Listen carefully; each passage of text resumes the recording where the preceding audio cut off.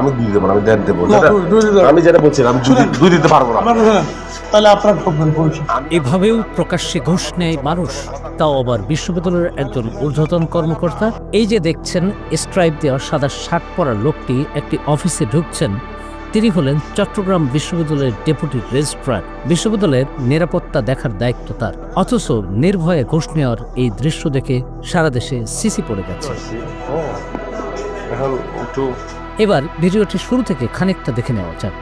দেখুন, স্ট্রাইপ দেওয়া সাদা শার্ট পরা ব্যক্তি একটি অফিসে ঢুকছেন, তার সঙ্গে আরও এক ব্যক্তি রয়েছেন। তারা কথাবার্তা বলছেন, ঘুষের পরিমাণ নিয়ে দর কষাকষি করছেন। না এটা শুনেন, এখানে এক রাখবেন, আমি আপনাকে বলি ওটা আমি কালকে পরশুদিন পাঠিয়ে দিচ্ছি। আপনি লন্ডনে থাকলে বাংলাদেশের মধ্যে টাকা পাঠাতে কি কোন লেট হয়? আমি কি করলেন লেট? আপনি রাখেন, এটা রাখেন। আপনার এমডিকে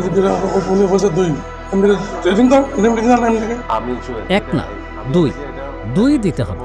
চলছে দর কষাকষি, কাউকে চাকরি দেওয়ার কথা বলে টাকা নেওয়া হচ্ছে বলে অভিযোগের ভিডিওটি আরও একটু দেখে নেওয়া যাক, শোনা যাক দুজনের কথোপকথন। আমি আপনার দাবি হলো 1.5 লাখ, 1 লাখ দিয়ে দিচ্ছি। না না, আমি যেটা বলি দুই, আমি দুই দেবো না, আমি দেড় দেবো। আমি যেটা বলছিলাম দুই দিতে পারবো না। তাহলে আপনার ঠকবেন।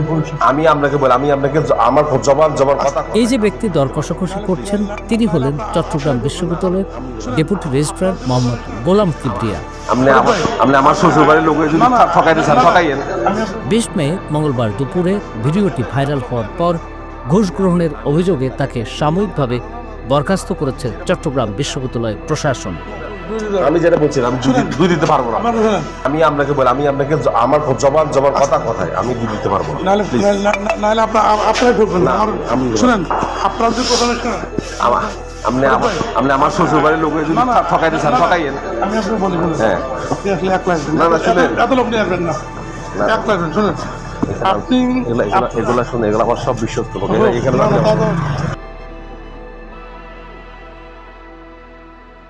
ওয়ালটন আবারও মিলিনিয়ার অফারে ওয়ালটন ফ্রিজ কিনে আপনিও হয়ে যেতে পারেন মিলিয়নিয়ার।